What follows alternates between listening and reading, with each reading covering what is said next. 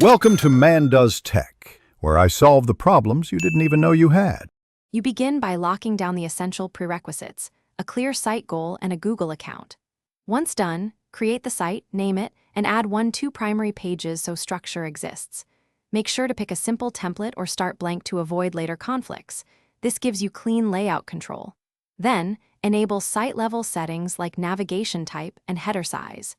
You'll save time later when you standardize fonts, colors, and page sections from the outset.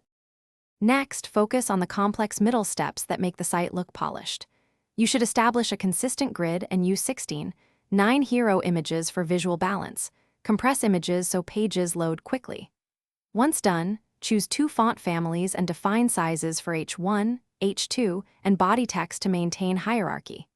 Make sure to align content blocks, set uniform spacing, and add alt text to images for accessibility. These details create visual consistency and faster performance across devices.